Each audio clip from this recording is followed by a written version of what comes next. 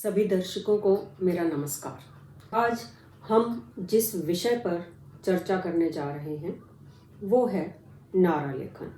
और ये कोई नया टॉपिक नहीं है, बस इसे 9th के सिलेबस में इसी साल जोड़ा गया है। आप लोगों ने आते जाते रास्तों में कई बार अनेक प्रकार के नारे सुने होंगे। जैसे अभी पिछले दिनों मैं कहीं जा रही थी और किसी ऑफिस के बाहर बहुत सारे लोग खड़े होकर चिल्ला रहे थे, नहीं चलेगी, नहीं चलेगी, ये मनमानी नहीं चलेगी। तो ये एक नारा ही है। दूर क्यों जाए, हमारे प्रधानमंत्री जी ने भी कई अभियान चलाए और उन पर कई प्रकार के नारे भी बन गए। जैसे सबसे पहले उन्होंने आते ही चलाया बेटी बचाओ बेटी पढ़ाओ, और उस पर बहुत से नारे, अच्छे अच्छे नारे बन गए। उसके बाद उनका जब स्वच्छता अभियान आया तब भी उस पर अनेक नारे बन गए।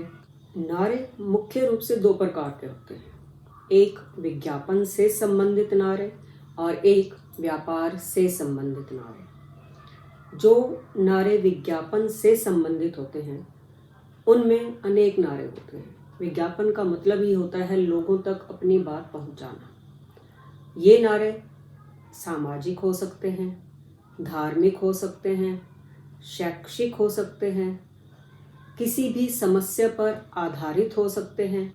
और जो व्यापार से संबंधित नारे होते हैं वो अक्सर किसी भी वस्तु के उत्पादन को बढ़ाने के लिए बनाए जाते हैं। अब आते हैं नारों की विशेषताओं पर। एक अच्छा नारा वो होता है जो आम आदमी की समझ में भी आए और उसकी जुबान पर भी आसानी से चढ़ जाए।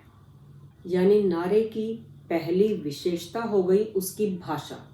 नारे की भाषा सरल होनी चाहिए, उसमें कठिन शब्दों का प्रयोग नहीं करना चाहिए जो आम आदमी की समझ से बाहर हो। नारे आसानी से याद रहें, इसके लिए उनमें अगर तुकबंदी हो तो बहुत ही अच्छी बात है।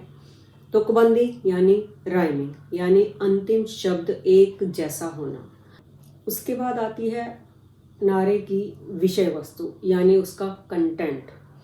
ये तो आप सभी को पता है कि नारे किसी भी व्यक्ति पर या वस्तु पर बनाए जा सकते हैं, इसलिए नारा ऐसा हो जो उस व्यक्ति या वस्तु के बारे में बिल्कुल स्पष्ट रूप से बताता हो।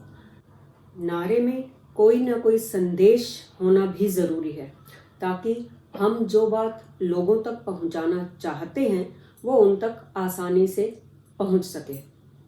इसके बाद आती है शब्द सीमा। अब स्लोगन 2, 3, 4 शब्दों में भी बन सकते हैं, जैसे डर के बाद जीत है। 3-4 शब्द स्लोगन तो लगते हैं लेकिन नारा नहीं लगते हैं।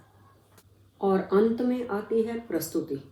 क्योंकि इस विषय के 5 अंक हैं तो आपको उसी हिसाब से प्रेजेंटेशन भी देनी पड़ेगी। जैसे जल है तो कल है, ये एक अच्छा स्लोगन है, अच्छा नारा है, लेकिन आप केवल 4 शब्द लिखकर 5 अंक तो नहीं पा सकते। इसके लिए आपको अपनी क्रिएटिविटी, अपनी रचनात्मकता भी दिखानी होगी। सबसे बड़ी बात, चाहे नारा किसी ऐसे विषय पर ही क्यों ना आए जो बहुत ही कॉमन है और उस पर पहले से ही कई नारे हैं, आपको याद भी हैं, लेकिन आपने वो पुराना नारा नहीं लिखना है। अपनी रचनात्मकता दिखानी है, अपनी इमेजिनेशन स्किल दिखानी है, कोशिश करनी है कि आप अपने शब्दों में कोई नया नारा बनाएं, चाहे उस पुराने नारे को तोड़ मरोड़ कर ही कुछ नया अपना ऐड करें, लेकिन यहाँ रचनात्मकता होना बहुत ज़रूरी है। जब हम नारा बोलते हैं तब हमारे बोलने के ढंग से, हमारे लहजे से उस नारे का जो जोश होता है या उसके अंदर एक जो भावना होती है वो पता चल जाती है।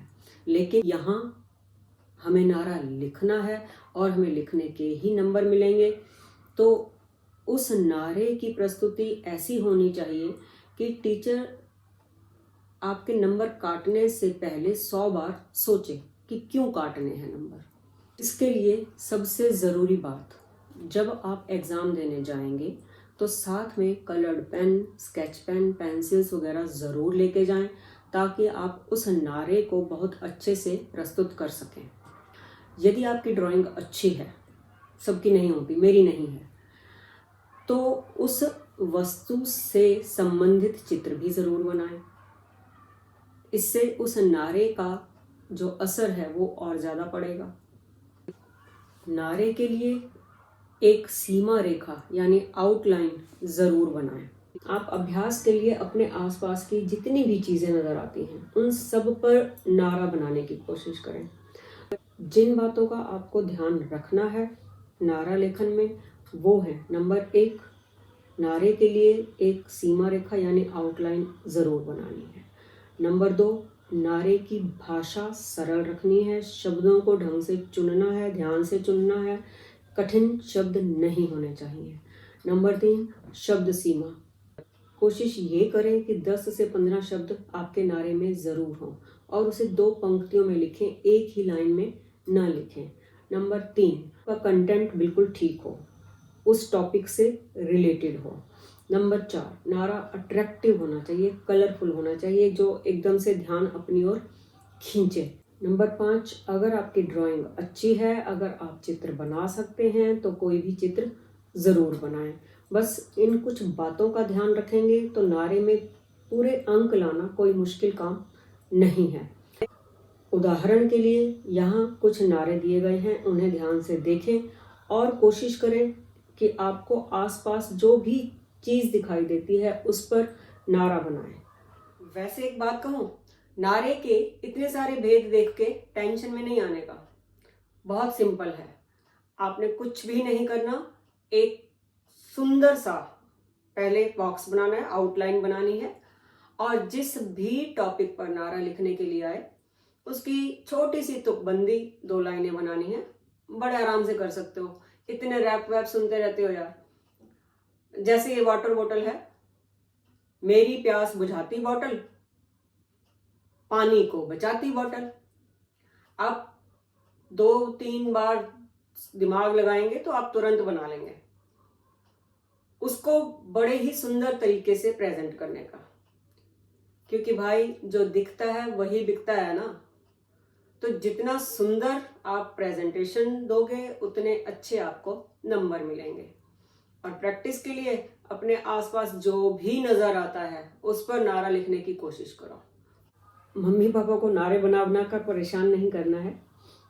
तो मुझे पूरी उम्मीद है कि अब नारा आपके लिए मुश्किल नहीं रहेगा और आप पूरे 5 अंक भी लाएंगे। बहुत जल्दी मिलते हैं एक नए टॉपिक के साथ, तब तक पढ़ते रहिए, आगे बढ़ते रहिए।